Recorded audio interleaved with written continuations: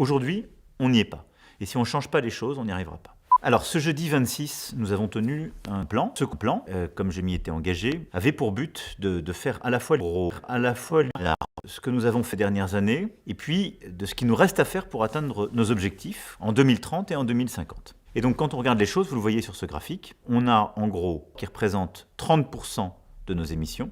On a ensuite la qui représente 19% de nos émissions. On a ensuite un quatrième bloc qui est le qu'on fait, c'est-à-dire d'où on vient, où on en est et où on doit aller. Il y a ce graphique qui vous montre un peu les choses. Je vous le montre.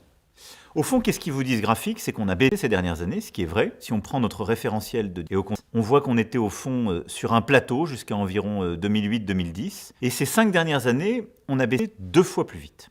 On a baissé, c'est ce que vous voyez depuis 2019, de 25 millions de tonnes. Mais il y a 2 leçons que je retiens. Une qui est un peu inquiétante, une qui est positive. C'est que dans le secteur des transports, on a réussi à baisser. Et au contraire, entre 1999 et 2022, on continue à émettre et on est à bientôt